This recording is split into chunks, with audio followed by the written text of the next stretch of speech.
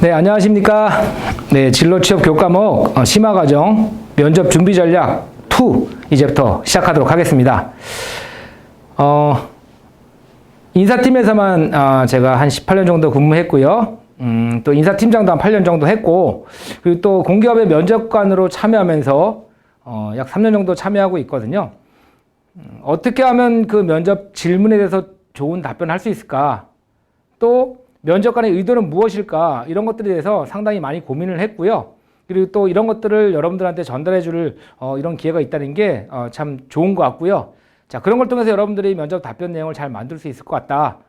또 만들게 되면 제가 큰 보람이기 때문에 한번 여러분들 이번 시간 1부와 2부로 나눠가지고 면접 질문 분석할 거고요.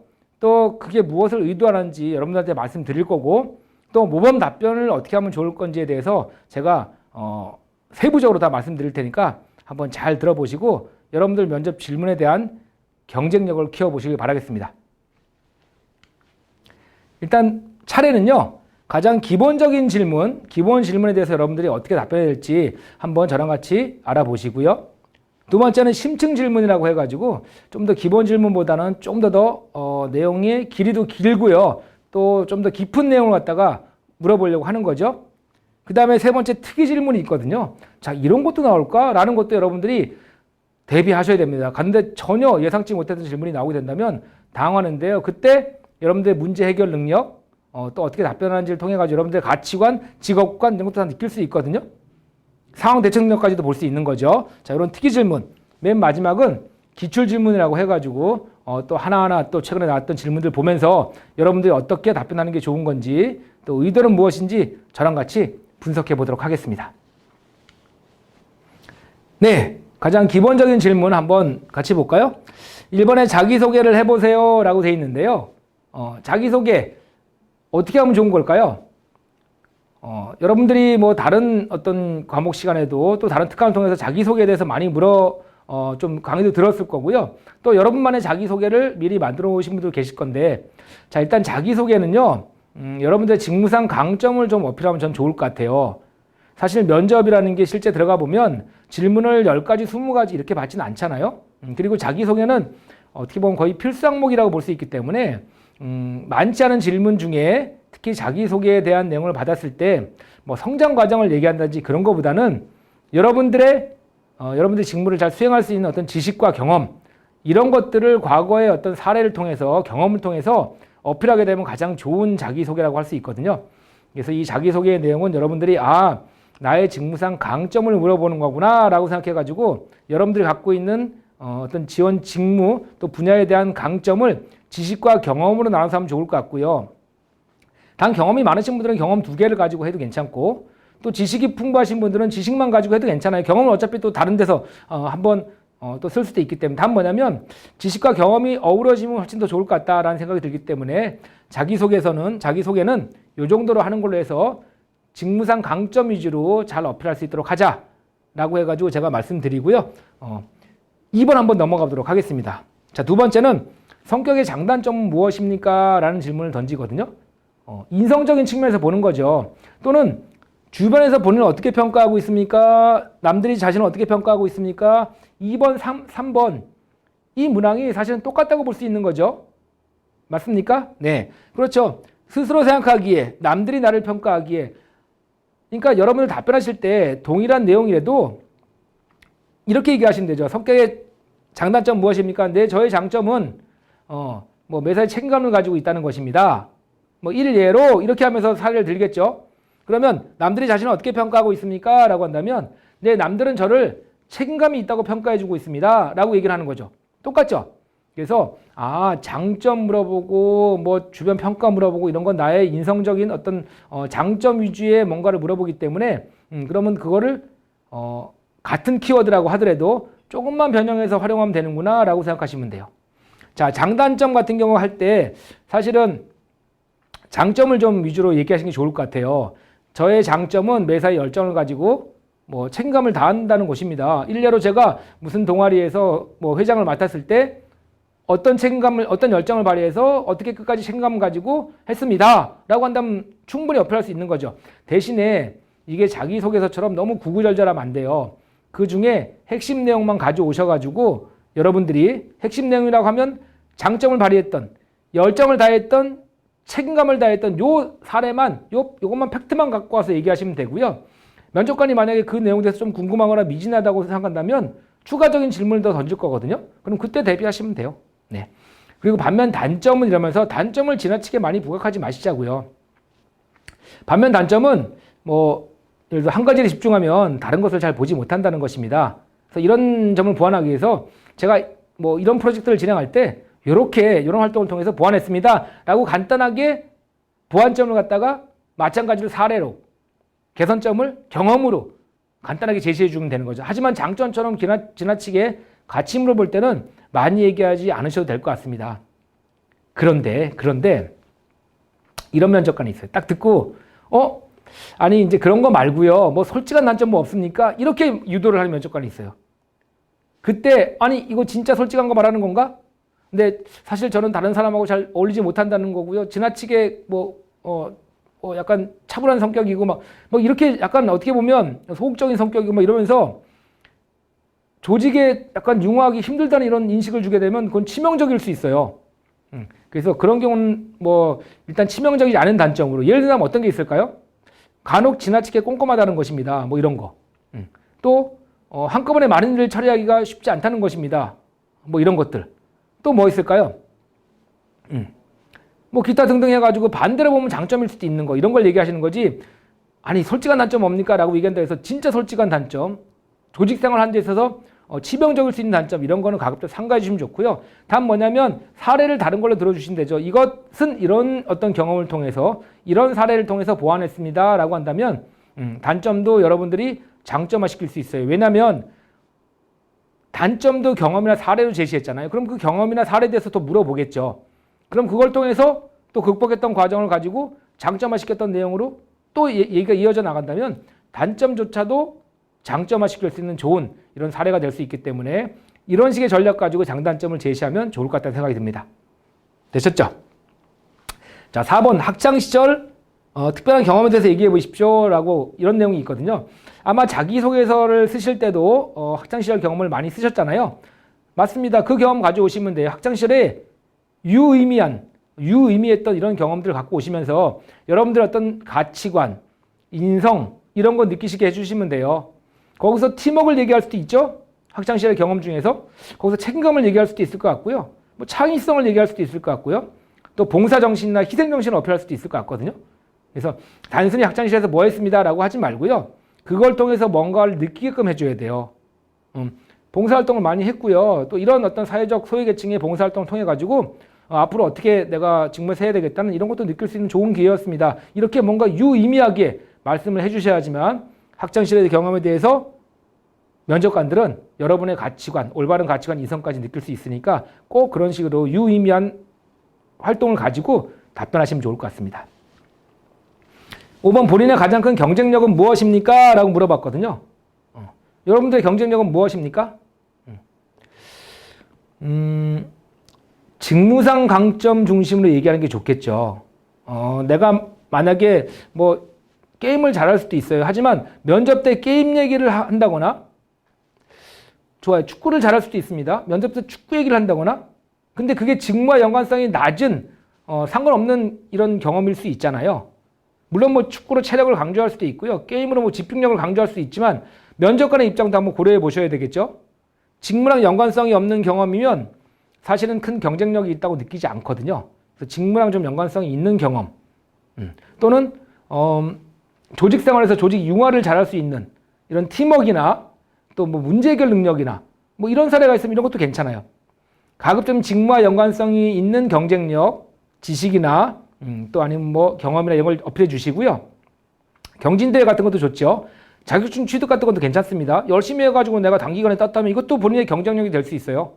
학습적인 측면에서 집중력적인 측면에서 그렇죠? 그래서 그런 경쟁력을 얘기해 주시고요. 만약에 그런 게 없다고 한다면 여러분들이 직무와 연관성이 없는 거라고 할지라도 팀워크라든지 또 체력이라든지 이런 걸 통해 가지고 여러분들이 공통 역량을 어필할 수도 있기 때문에 일단 경쟁력 한번 찾아보시는 게 좋을 것 같습니다. 6번 같은 경우에요. 지금까지 살면서 가장 기뻤던 일과 슬펐던 일은 무엇입니까? 라고 돼 있어요. 뭐 기뻤던 일 같은 거는 뭐 여러분들 잘 얘기할 수 있을 것 같은데 슬펐던 일을 얘기할 때 여러분들이 또 가끔씩 범하는 실수가 하나 있는데 뭐냐면 정말 그 당시 너무 슬펐거든요. 근데 지금 생각해도 슬퍼요. 얘기하면서 감정이입이 돼가지고 눈물을 뚝뚝 흘리는 경우가 있거든요. 자, 그럼 면접관이 보통 이렇게 얘기를 하죠. 자, 좀 진정하시고요. 자, 여기 휴지 드릴 테니까 좀 닦고 해주세요. 라고 하면서 다독이거나 위로해주는 것처럼 느껴지거든요. 그래요, 맞아요. 다독이거나 위로해주는 거죠. 하지만 나중에 뽑아줄까요? 저는 안 뽑을 것 같아요. 왜요? 물론 여러분들 되게 슬펐고 어려웠지만 입사해서 더 큰 어려움이 닥칠 수도 있잖아요. 그때도 이렇게 감정적으로 뭔가 대응할 인재라고 느낄 수도 있을 것 같아요. 의심할 수도 있을 것 같고요. 그래서 일단 얘기하면서 감정이입은 하지 마시고요. 그 슬펐던 일 그리고 그 이후에 슬픔을 갖다가 잘 극복해냈던 이런 과정들을 잘 얘기하면서 슬픈 일이거나 또 뭐 슬픈 일 당했을 때 훌 털어버리고 내가 감정이입을 그러니까 감정에 내가 의존하지 않고 이성적으로 잘 또 그 이후에 활동할 수 있다. 이런 모습 보여주는 게 되게 중요하죠. 요거 슬펐던 일 얘기할 때 특히 감정이입하지 말라는 다시 한번 제가 강조해 드릴게요. 7번에 존경하는 인물과 그 이유는 무엇입니까? 라는 질문을 던지거든요. 가장 우리 많이 얘기하는 사람 누굽니까? 부모님 맞죠? 부모님. 당연히 부모님 존경하죠. 그런데 제 생각은 여러분들 면접 때는 부모님 얘기하시는 것보다는 다른 분들 얘기하는 게 더 좋을 것 같아요. 왜냐하면 제가 실제로 면접관을 앉아 있어 보니까 이 질문을 던져 보니까 대부분 다 부모님 얘기하거든요. 그러면 이렇게 막 임팩트 있게 와닿거나 그러지 않아요. 좀 차별화된 답변을 준비하시면 좋을 것 같은데요. 뭐 그렇다고 또 두 번째 안 좋은 답변은 뭐 안 좋다기보다는 그렇게 크게 임팩트가 없는 답변은 누구나 아는 사람들 다 얘기하는 거 있잖아요. 뭐 세종대왕, 뭐 이순신, 아니면 뭐 예를 들어 예전엔 박지성 많이 했고 요즘은 손흥민 뭐 이러면서 얘기 많이 하는데요. 뭐 류현진 이렇게 얘기하면서 자 이렇게 누구나 아는 사람들도 사실은 크게 와닿지 않아요. 그러면 어떤 게 좋냐면 일단은 잘 모르지만 누구라고 얘기를 하고 그 사람이 이런 분야에서 어떠한 사람이었다라는 그 사람만의 강점, 차별화된 점을 얘기해 주면서 나도 이런 사람하고 같이 앞으로 이런 어떤 가치관 또 이런 직업관을 본받아가지고 직장생활 어떻게 임하겠습니다라고 얘기한다면 훨씬 더 관심이 가고요. 그 사람에 대해서 누구냐고 더 추가적으로 물어볼 가능성도 있을 것 같거든요. 그러니까 존경하는 인물 얘기할 때는 일단은 나쁘다는 게 아니라 절대 나쁘다는 의미가 아닙니다. 그러니까 좀 약간은 피해야 될, 하지 말아야 될, 다른 사람이 더 좋다는 거죠. 그러니까 부모님 얘기나 또는 너무나 다 알고 있는 사람 얘기보다는 좀 더 잘 모르지만 얘기를 들어보면 그래서 그렇구나 라고 느낄 수 있을 만한 이런 인물을 한번 여러분들이 평상시에 한번 선정하고 답변 내용을 만들어 보시면 좋을 것 같습니다. 자, 좌절했던 경험은 무엇이며 어떻게 극복했습니까? 라고 돼 있거든요. 8번. 자, 이게 뭐 어려웠던 게 무엇입니까? 라고도 일맥상통 약간 유사할 것 같죠? 이런 거 얘기할 때 일단 또 하지 말아야 될 게 재수, 또 편입, 또 뭐 어떤 시험 준비, 뭐 이런 것들을 얘기하게 되면 이건 역시 마찬가지로 조금 임팩트가 떨어져요. 왜냐하면 재수 얼마나 많은 인원들이 했습니까? 내 인생에 있어서는 되게 좌절이고 어려움이 있을 수 있겠지만 또 듣는 사람 입장에서는 상대적으로 그렇지 않을 수도 있거든요. 그래서 이런 거보다는 좀 더 내가 현장 실습을 하면서 또 조직이나 단체에서 뭔가 어려웠던 일, 좀 좌절했던 일 이런 걸 통해 가지고 여러분들이 관련된 답변을 이어나가시면 좋을 것 같고요. 또 지나치게 개인적인 일 같은 거 이런 것도 얘기하시면 안 좋아요. 개인사 같은 거 얘기하시게 되면 사실 좀 부담스러운 경우가 있거든요. 그러니까 이런 것들만 좀 유의하시면 훨씬 좋은 답변이 될 것 같습니다. 9번 최근 사회적으로 이슈가 되고 있는 것은 무엇이며 이에 대한 본인의 생각은? 이라고 했거든요. 편향적인 거 얘기하시면 안 되고요. 민감한 건 가급적이면 빼주세요. 이런 것들은 생각하는 사람, 그러니까 면접자에 따라 다 틀리거든요. 이런 생각들이. 그래서 이런 걸 얘기하시게 되면 호불호가 갈릴 수 있기 때문에 사실 좋은 점수를 받기가 곤란해요. 전체적으로 잘 받아야 되잖아요. 면접관들의 점수를 다 합치기 때문에. 그리고 정치적인 거, 종교적인 거는 가급적이면 말 안 하시는 게 좋습니다. 그리고 또 하나, 또 내가 지원하는 기업에서 최근 이슈가 되고 있는 민감한 사항들, 이런 것들도 가급적이면 건들지 않는 게 좋으세요. 그래서 그런 것들만 좀 유의하시면 좋을 것 같고요. 이에 대한 생각 얘기하는 게 되게 중요하잖아요. 내가 갖고 있는 올바른 생각, 이런 것들 올바른 가치관, 직업관 이런 거 잘 어필해 주면 될 것 같은데요. 한번 여러분들 뭐 크게 제가 보기에는 뭐 잘 말씀하실 것 같다는 생각이 들어가지고 요거는 뭐 여기까지만 한번 얘기하는 걸로 하겠습니다. 10번 같은 경우에요. 본인에게 1억 원이 있다면 뭐 하겠습니까? 자, 여러분 뭐 1억 원, 1억이라는 돈이 큰 돈일 수도 있고 뭐 작은 돈일 수도 있겠지만 여러분 만약에 여러분 통장에 1억 원이 지금 바로 입금이 되었다라고 한다면 여러분이 마음 놓고 쓸 수 있다라고 한다면 어떻게 하시겠습니까? 뭐 자동차를 사시겠습니까? 집을 사시겠습니까? 아니 뭐 세계여행 한번 가보겠습니까? 제일 많이 하는 답변이요. 이제 해외로 여행을 가겠다라는 답변을 제일 많이 하잖아요. 그런데 그 여행을 왜 가냐고 물어봤을 때 그냥 한 번도 가보지 않아서요. 아니면 뭐 지금 아니면 갈 시간이 많이 없을 것 같아서요. 이런 식의 후속 답변을 던지는데요. 이걸로 뭘 느낄 수 있을까요? 먼저가는. 사실은 유의미한 뭔가를 느끼기에 곤란하죠. 그래서 저는 이것조차도 면접용 답변으로 조금 더 여러분들이 수정 보완할 필요가 있을 것 같아요. 예를 든다면 제가 약 2년 정도 월에 한 번씩 주말을 이용해서 봉사활동을 해오고 있습니다. 그런데 그 봉사활동은 하는 단체에 지금 현재 이런 시설들이 좀 부족한데 제가 1억 원 중에 일부 얼마 정도를 이런 시설을 갖다 기부하는데 제가 한번 드리고 싶습니다. 이런 시설을 설치하는데 제가 기부를 한번 해보고 싶습니다. 자, 그럼 일단은 봉사활동을 꾸준히 해오고 있구나. 그리고 이 돈의 일부를 갖다가 이렇게 유의미한 곳에 쓰는구나라는 이런 어떤 인식이 딱 들어가지고 뭘 느낄 수 있죠? 그 지원자의 가치관 인성, 올바른 어떤 가치관 인성 이런 걸 느낄 수 있죠. 그 다음에 또 일부 비용은 자기개발 비용으로 쓰기도 하고 또 내가 이 직무에서 어떤 역량을 더 키우기 위한 자격증 취득 또는 뭐 전문 교육 같은 거 수강하는 거 뭐 이런 거가 쓴다라고 한다면 자기개발도 꾸준히 할 만한 지원자구나. 그 다음에 이제 뭐 내가 저축을 한다든지 아니면 뭐 부모님께 뭘 사드린다든지 해가지고 내 개인적으로 쓸 수 있는 돈. 자, 앞쪽에 유의미한 뭔가 사용처를 얘기한다면 뒤쪽에 개인적인 얘기가 들어가더라도 이런 것들을 어느 정도 커버할 수 있고요. 또 계획성까지 느낄 수 있게 해주죠. 이런 건 다 쓰는 게 아니라 나눠가지고 뭔가 계획적으로 유의미한 곳에 쓰고 또 마지막에 개인적으로 쓰는 것도 얘기해드려가지고 또 너무 지나치게 뭐 의미 있는 곳에만 쓰면은 또 형식적인 어떤 이런 답변이 될 수도 있기 때문에 마지막에 넣어줘가지고 잘 보완하는 방법. 괜찮죠? 좋습니다.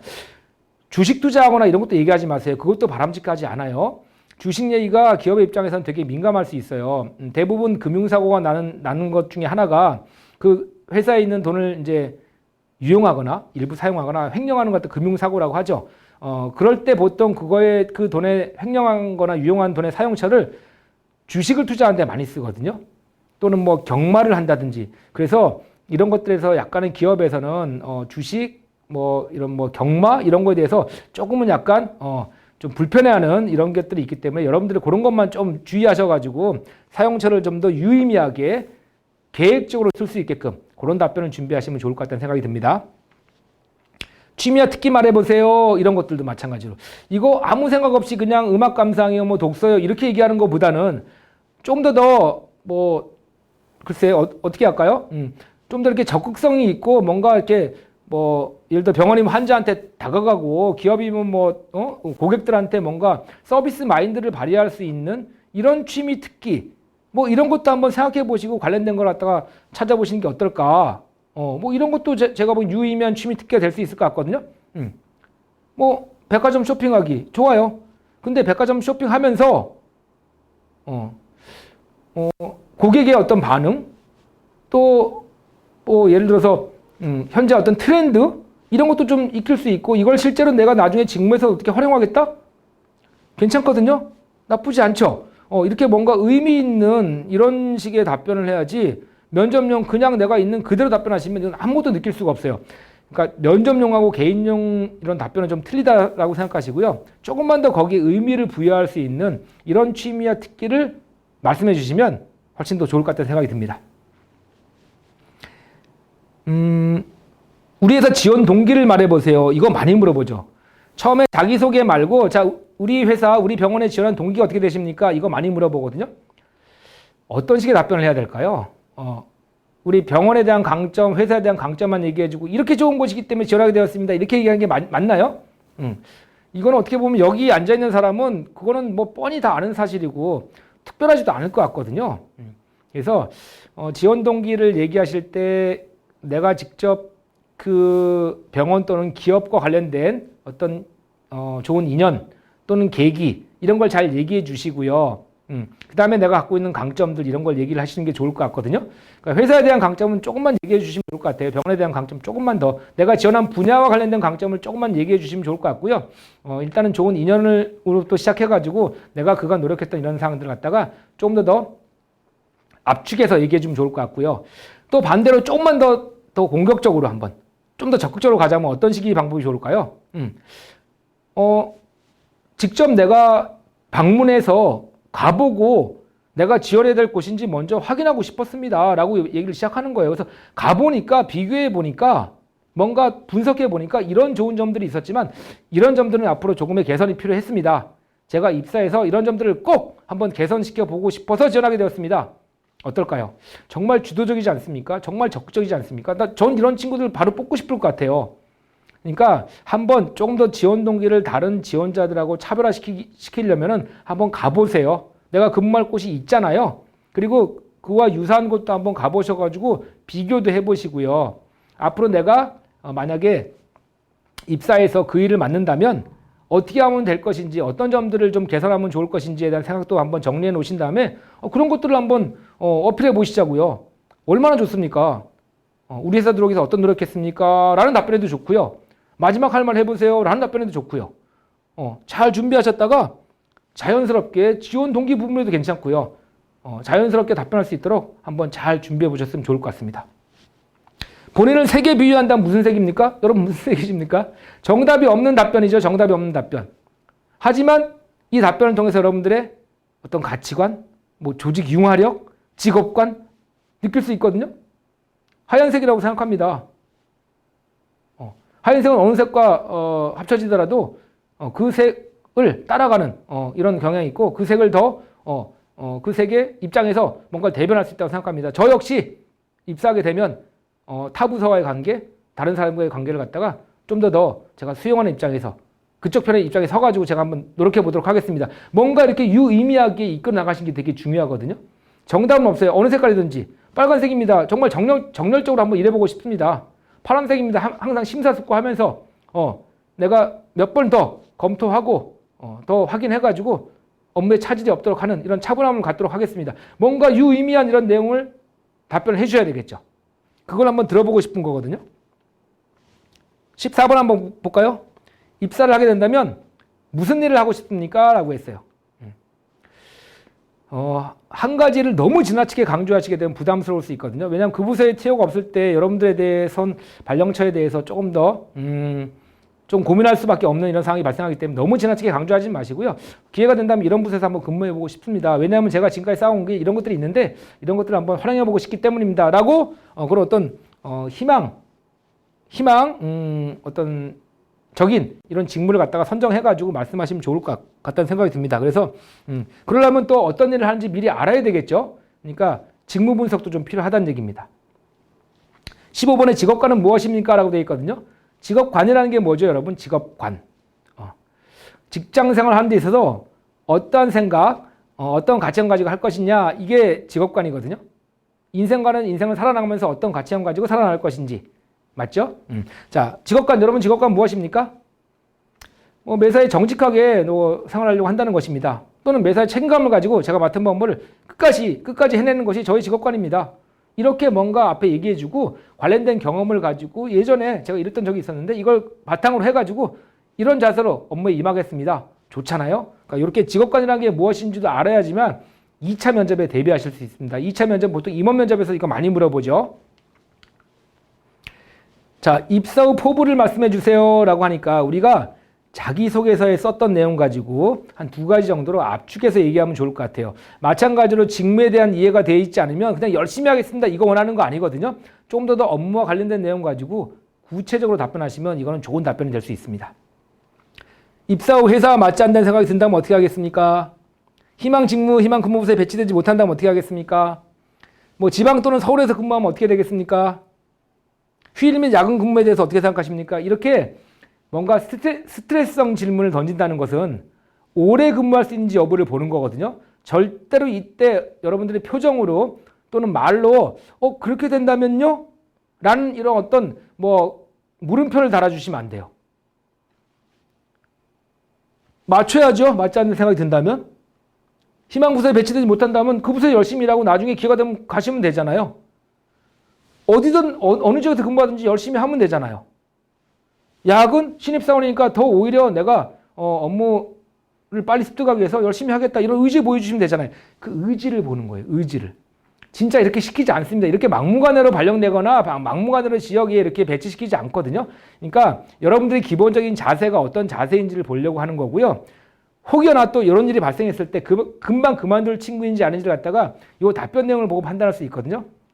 절대로 여러분들 요런데 어떻게 이렇게 속아 넘어가시면 안 됩니다. 그냥 있는 그대로 솔직하게 얘기하시면 절대 안 되고요. 특히 표정에서 다 보이거든요. 여러분들의 마음이. 그것도 면접관들은 다 본다고 생각하고 평상시 이런 질문 나왔을 때는 내가 당연히 이렇게 하겠다는 어떤 조직에 대한 충성심 이런 것도 보여주시는 게 제가 보기엔 좋을 것 같다는 생각이 듭니다. 자, 여기 다른 것보다도요. 이제 마지막으로 상사가 비윤리적인 지시를 하면 어떻게 하겠습니까? 라고 해요. 상사가 비윤리적인 지시. 회사의 돈을 횡령하거나 일부 유용할 수 있는 지시를 나한테 내리고요. 여기 결제 해가지고 도장 찍어서 나한테 서류를 올리라고 상사가 지시를 합니다. 어떻게 하겠습니까? 따르겠습니까? 따르지 않겠습니까? 회사니까 조직이니까 지시에 따라야 된다. 내가 불이익이나 손해를 받더라도 맞습니까? 큰일 나죠. 따르면 뉴스에 나올 수도 있어요. 여러분 이제 어느 기업을 가시든지 윤리각서 다 쓰실 거고요. 항상 정직하셔야 돼요. 자, 그러면 막무가내로 못하겠습니다라고 얘기를 해요? 아니면 다른 상사한테 가서 일러버릴까요? 자, 모범 답변을 제시해드린다면 이런 건 어떨까요? 정답이란 물론 없습니다. 하지만 모범 답변을 제시해드린다면 상사분이 만약에 비윤리적인 지시를 하신다면 개인적인 시간을 내서 어떠한 의도와 배경에서 지시를 하셨는지 여쭤보고 거기에 따른 제 의견도 말씀드리겠습니다. 그럼에도 불구하고 동일한 지시를 반복하신다면 회사에 정해진 규정과 절차에 따라서 보고드리도록 하겠습니다. 자, 어떻습니까? 그냥 다른 사람하고 해결하려고 그러지 말고요. 지시하신 분하고 해결하시자고요. 그런데 그냥 바로 그 자리에서 하려고 그러지 말고 조금 텀을 주셨다가 개인적으로 한번 여쭤보시자고요.